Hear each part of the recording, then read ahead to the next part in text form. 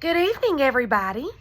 It's a nice hot day here in South Georgia. That's why I've kind of waited till the evening to post my video for the day. Please forgive me that I did not, something came up last night and I was not able to record Testimony Thursday. So today we're going to have 2 videos, okay? 2 videos. Lucky y'all. Just kidding. All right, so Testimony Thursday. Well, most of you might want to know, okay, you ask about a testimony. I would love to hear other people's testimonies. But you have a testimony each day of your life. But my testimony, I would say I sum my testimony up with one word. Or maybe 2. Blessed and fighter. And you're like, okay, fighter? What do you mean by that? Okay, so let's start with my testimony, okay? Back many years ago, my mom and dad were expecting a baby. And that baby decided to come prematurely. That baby was me. Yes, that's about the only thing premature about me. I was real small, real little. And this weekend, it just reminds me of that. No, I don't remember that because I was a baby. But this weekend is very special because it is the weekend 37 years ago that my parents brought me home from the hospital. Now, my birthday's not in June. My birthday's in May. I was a premature baby, and the doctors looked at my parents, and they said because she's premature, she might not be developed all the way. She may never be right or normal. Well, if you know my personality, Kay's not normal. Kay's not right. Kay is unique. No, I'm not tooting my own horn. That's just me. I have a big personality, but that makes me me. So, 37 years ago, this weekend, my dad, and I'm not sure exactly if my mom was there or not, but my dad went and picked up his Father's Day present, which was a gun cabinet. And he was very excited, but he was more excited that he was bringing me home from the hospital that day. Now, I'm assuming my mama was with him and they had brought me home. I had been in the hospital since close to Mother's Day, so you're talking about a month at the hospital. So they would go to work and then go their places, and then they would have to come and spend time with me at the hospital and feed me. And so I got to come home. I was a premature baby, but think about 37 years ago, that was not, that wasn't very prominent. I mean, most doctors didn't have faith in premature children. Today is kind of normal. But anyway, I survived. I'm here, and I'm me. I'm unique. But that's where I started being a fighter. I fought hard, obviously, to get out of the hospital after a month and join my family. And ever since that day that I was born, God has made me a fighter.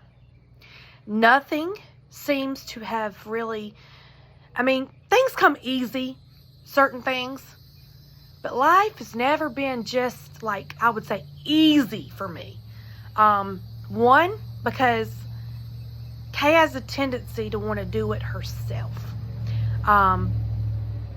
But I've learned, and I haven't forgotten, but, you can't do this life by yourself. You have to have God on your side and to do that. So, now, growing up, I would not say that I had a bad life. It was a good life. I was a normal kid. I played outside. I was very fortunate that my parents were there for me and raised me right in church. In our household, you went to church and you did not have an excuse. It wasn't softball. It wasn't piano lessons. It wasn't concerts. You went. You went on Sunday morning. You went to Sunday school. We might have been late, but we were there. You went to church. You went on Sunday nights. You went on Wednesday nights. You went when the doors were open. And I am so proud of being raised in church, and Omer Heights Baptist Church. And Preacher J.T. Smith has always meant the world to me. And him and his wife and his family, they've taught me a lot about God. Well, I was involved in youth missions like with Miss Sharon, and we would sing and act. And Kay always wanted to be a singer at the church, but I can't carry a tune. That's not my uniqueness. Maybe because I'm a blooper singer, I don't know. But anyway, I felt like I had to fight during my whole growing up life. Even my adult life, I've had to fight. Now, I'm blessed, and I'm not going to say I'm not. I'm blessed beyond measures. God has blessed me, and even though in the trenches and in the storms, He has blessed me, and I've learned a lot. But growing up, I'm going to say, and I'm not blaming my parents, that because I was premature, they always wanted to make sure I was full and not hungry. So I learned to maybe overeat a little bit. And then I felt like that I was maybe a heavier child. I wasn't fat. I wouldn't say. I was just heavier. I played softball. First year was a wreck. I mean, I would be in the outfield, be like, please don't come to me. Please don't come to me. And guess what? The ball, if it did, I got hit in the head. By my second or third year, I was okay. But I also took piano lessons, 12 years. And guess what? I'm not very musically inclined. I can play, but it's choppy. It's not natural born. But I enjoy the experience. And in my parents' household, you always started what you finished. You finished what you started. You could not just not finish something. So I felt like I had to fight through softball to be decent. I had to fight through piano lessons.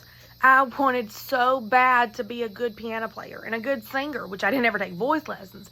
But I remember looking at my piano teacher, and on the first day, I was like, I already know how to play. I don't need your help. And she looked at me like, whoa, what kind of child is this? But anyway, I showed her, dun, dun, dun, dun. Anyway, that was not Mozart or Beethoven. Anyway, so she had me in all these, my dog's trying to jump on me out here. She had me in festivals and recitals. But memorization, especially with music, was not something Kay could do. Okay. And I would get extremely anxious and nervous, but she had me playing these weird songs, and I looked at her one day and I said, look, my parents are paying you for me to play hymns at church. And first of all, I got in trouble for being disrespectful. And we started working on those hymns.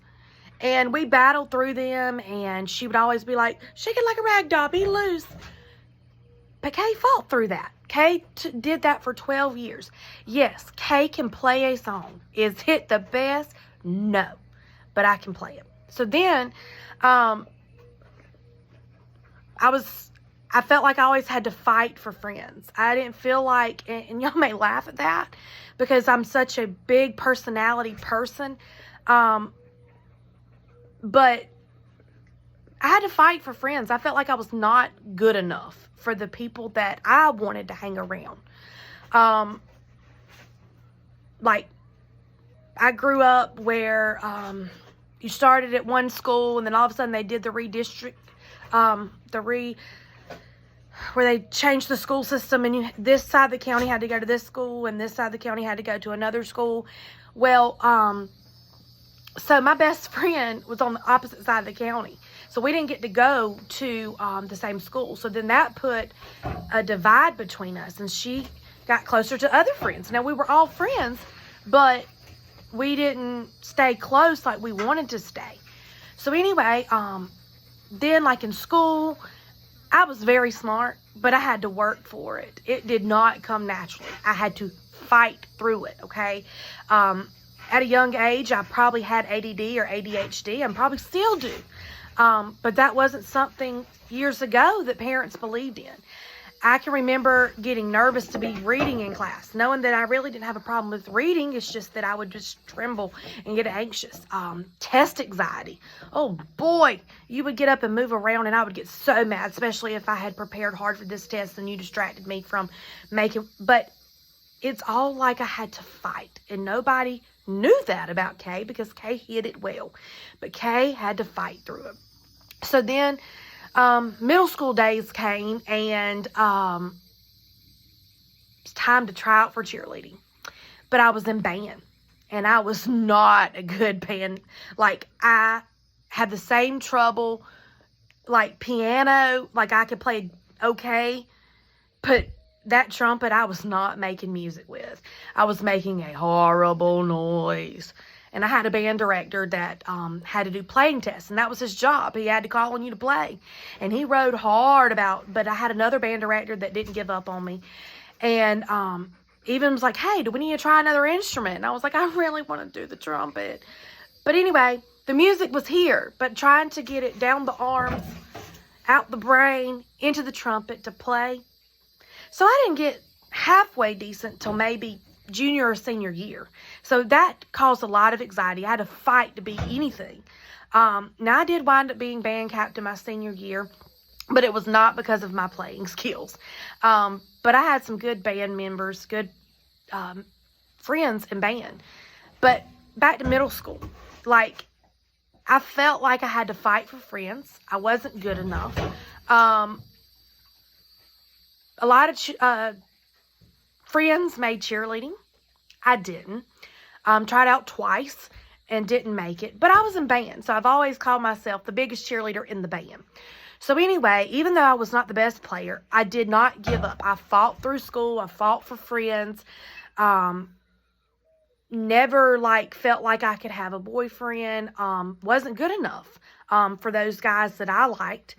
But thank God he put my husband in my path when I got older, because we're made for each other, and we're happily married, and come July, we'll be married 15 years. Praise God. Now, it has not been always easy, hasn't always been great, but we love each other dearly, and we're going to fight no matter what. So anyway, I felt like I had to fight growing up, as far as being premature, fighting with food, being slightly overweight, fought to be a better ball player, fought to be a better piano player, fought to be a better band member, better friend. Well, I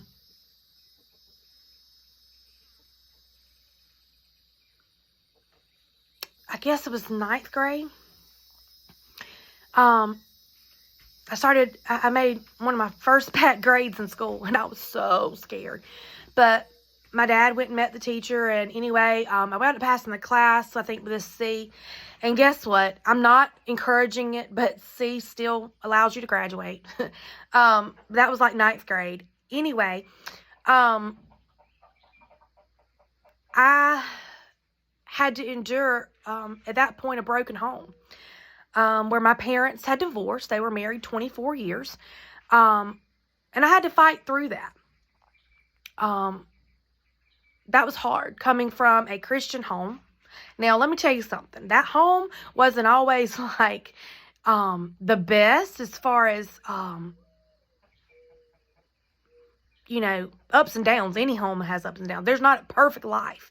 So anyway, raised in church, where you were there Sunday morning, Sunday night, Wednesday nights, you were there no matter what function it was. And, but before that happened, that was around 12, 13. But at the age of, I think it was, 1995. So that would be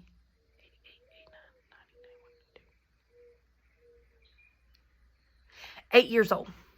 Pretty sure. I wanted to count it up, make sure it's right. I was in third grade. Miss Jarrett Barnes' class. Love her to death. I was at my grandparents' house in Warwick. And my papa, God bless his soul, I miss him so much, was a Baptist preacher. He always could say the most, but didn't have to say all the words. He was always there, calm spirit. Now, I'm a lot like my granny. I have her big boastfulness and stuff. But back in 1995, I had been at their house, and my cousins, I love them dearly, but they decided to play Keep Away from Kay.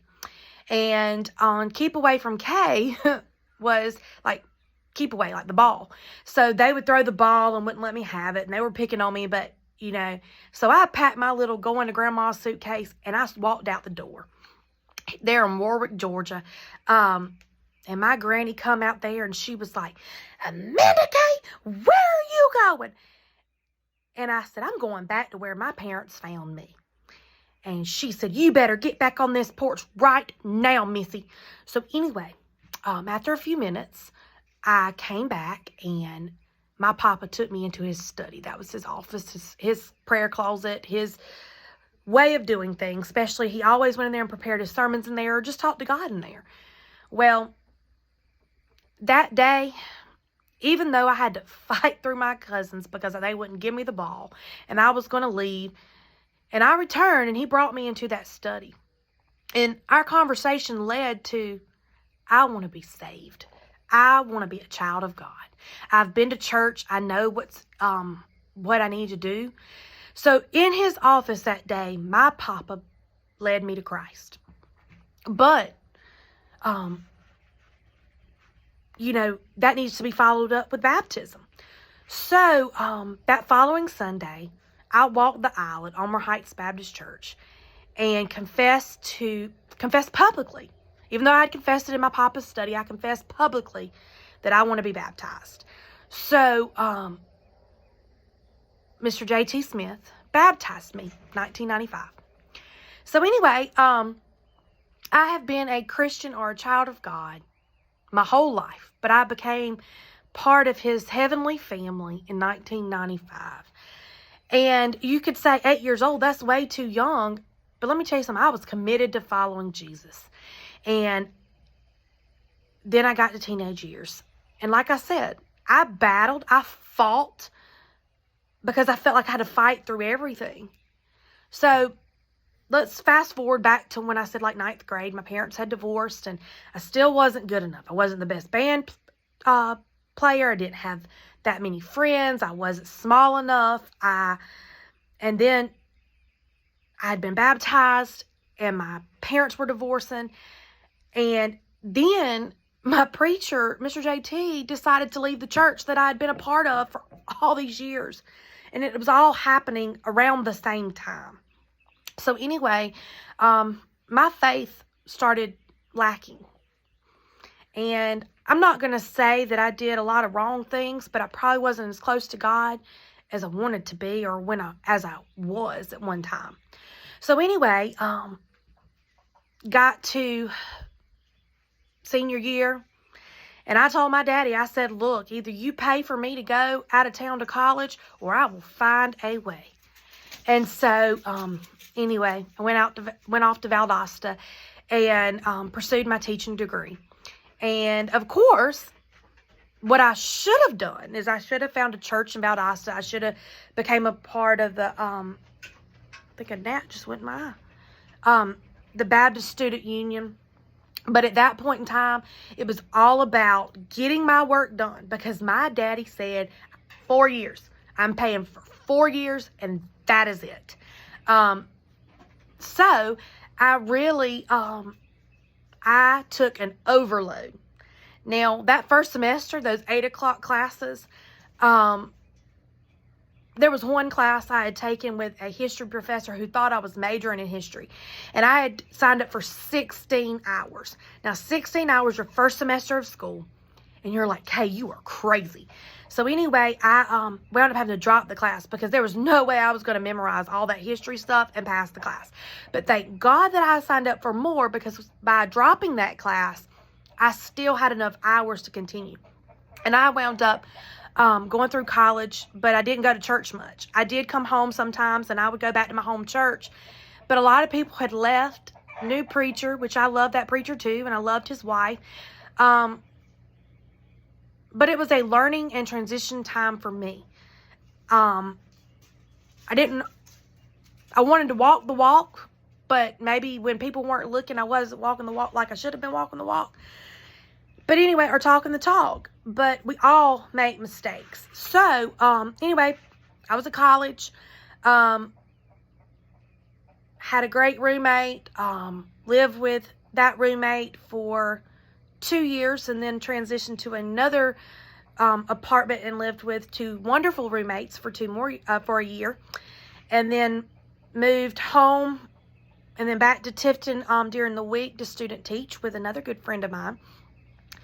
And I fought so hard because during the week, you had to get your work done so you could come home on the weekends. That's what I had to get in my mindset. If I'm going to continue to be with the guy that I'm dating, I got to come home.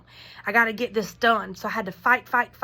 Well, then I started dating my husband, Brent. And at that time, I had to get work done so I could come home on Thursday evening or Friday as soon as class was over. And anyway, I finished that 4-year degree in 3.5 because Kay is competitive. But once again, she has fought through childhood, all those things that just bothered her, fought from being premature, fought through my parents' divorce, fought being not the best piano player, fought not being the best person that people wanted to be friend, just fought through everything. And now I had fought through that 4-year degree in 3.5 years. And so then I came home that December. I had just signed up for my first job with some dear friends. They were having a baby, so I got the opportunity to do their maternity leaves. 3 to be exact, so I had a half year of maternity leaves before my first year of teaching. But that December, 2008, December 21st, my husband Brent took me up into a crop duster and proposed. Didn't know he was going to propose, but anyway, we set a date for July 11th. I said 7-11, you won't forget that. And my dad was like, you just graduated, you're not going to finish your hopes and dreams and your schooling. And I said, watch me. So anyway, planned the wedding, got married 2 weeks before my first year of teaching. Now, first year of teaching, being married is not, it's great, but you're starting a new career, a new home life, new routines. It was a lot at one time. And so then come January of that year, I was like, you know what? They got a master's program, and I'm fixing to sign up for it. So I started my master's during my first year of teaching. Or maybe right after that. But during my first year, I was teaching after school, started my master's, went straight into my 6th year. And so at a young age in my career, I'd already gotten 3 degrees and gotten married just to prove to myself that I could fight through it and I could do it and I wouldn't let myself down. Now, I also was fighting because guess what? Kay doesn't give up. Kay's competitive. Kay's going to do it. So anyway, I fought through it and had to get that work done during the week because the weekends depended on family and ball games on Friday nights. So anyway, got those done, and I have enjoyed teaching, and I love my job, and I just finished up 15.5 years. Has it been easy? No. Has it been rewarding? Yes. Has it been challenging? Yes. But I love each and every one of the students I have taught. They have all taught me many new things. I've had a wide range of experience. And at the time, like I was getting moved from classroom to classroom, grade to grade, things, I was like, man, leave me alone. You're making me feel like a failure. And those people were like, hey, we're just giving you the experience. We're not trying to make you feel like a failure. But in the trenches, I felt like a failure. And I was having to fight through it. Now I feel like I'm at a point in my career that I am doing great things. I think I've done great things the whole time, but I've learned a lot. I'm one of those veteran teachers now. Not saying I'm a pro, but I'm a veteran teacher. And anyway, so during those years, we started going to church. Like when I moved back home and married my husband, while we were dating, I started going to our church, and then moved my membership. Second church I had ever been a member of, but it's home. And it's very rewarding. But then we had just gotten married, and a lot of people were like, when are you going to have a baby? When are you going to have a baby? I said, when God gives us one, we'll have one. Well, it didn't happen easy for us. So after 10 years of being married, I was in total denial. We had went to a family function, and I was like, man, that was the best coleslaw ever. I got to get me some to take home. And I was like, gosh, I got bad indigestion. Anyway, not too long after, and then we went to a local Mexican restaurant during pre-planning that year, and I was like, man, these pants fit last week. I had just lost some weight. I was like, what is going on? Anyway, come to find out, I was a few weeks pregnant. But also during that time, we found out that my dear mother-in-law had been diagnosed with pancreatic cancer. So we were able to surprise her. I hadn't even went to my first doctor's visit yet, but we were able to surprise her and let her know that we were expecting. We didn't really want to share with anybody because we weren't sure if it was going to last, because everything has been a fight. And I started battling things like, is God not giving me children because I'm not close to my mom? Anyway, I started going through that fighting mode again. And a lot of people don't realize this. Kay fights depression. And you're like, not you, your big personality. Yeah, I fight depression. But you know what? I put on a smile and I get up every day and I continue my routine. But I am nothing without God. So I was pregnant. My mother-in-law going through that. We were praying and we were praying and we were praying, and God blessed us. She was able to drive me to the hospital the day my water broke, and was able to be there to see her son have his child. And his child, when he came out, was able to hold his little finger, and just, it blessed all of us. Anyway, I'm glad that she got that opportunity. My mother-in-law also made some wonderful cakes in her life. She was the best. God blessed me with the best of the best. And she always had faith in me, gave me the best advice. First year, COVID struck, so we couldn't have Gamble's first birthday, but she made his cake and we took pictures and all that. And not too long after that, we lost her. But you know what? She always said, I'm going to be happy whether it's here or in heaven with our Lord and Savior. I wish and I pray that with my fighting and my tenacity and myself, that I have the faith that she's always had. I lack that. I do a good job putting a smile on my face and acting like I've got the patience of Job and I'm full of faith. But everything in my life has been about a fight. So we had Gamble, and he's blessed us, and we've lost my mother-in-law. And ever since then, it has been a true, and then COVID hit, and we didn't go to church like we were supposed to. Even though we had dedicated Gamble to the church, and we were going to be the parents that we needed to be, we have backslidden. Now, I lead the women's group, but I don't go like I should. I'm being raw here, y'all. I'm telling you exactly about me. So my prayer for tonight is that I fight my way back to church with my family. It doesn't matter that my child frustrates me at church because he needs to be there. God sent his son Jesus to die on the cross, and he got on that cross and he fought for every one of us. He died for every one of us to save us from our sins.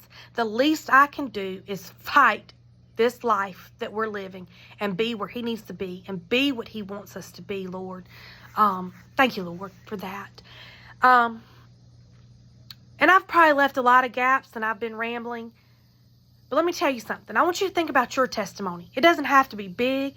It doesn't have to be something extravagant. It's yours. It's unique to you. And every day is a new testimony. But I felt like the first Testimony Thursday, which is Friday, but I'm making up for it, is being yourself, showing yourself. And just know, Kay is a fighter. And even though she's down in the dumps sometimes and people don't see it, she is constantly fighting her way out of it, because God fought for us, and I'm going to fight for him. And even though I'm backslidden, I'm working to get where I need to be, because I know I'm heaven bound, but I also need my child to see Jesus in me, and he needs to be able to, I need to teach him about Jesus. And ever since Brent's mama's passed away, it's made it hard to go to a church that we love dearly, but his mama's not there, and it's not the same. So our prayer is that it doesn't matter. We still need to go and learn about Jesus. I'm going to quit rambling, but I challenge you to tell me your testimony, whether it's just today's testimony, your life testimony. I might have missed some things, so if you've missed something and you want to know, just ask. But like I said, I am blessed beyond measure because of God. And like I said, I can sum up myself, my life, my testimony, one word, 2 words. I'm blessed and I'm a fighter. What are you? Love you all. Good night.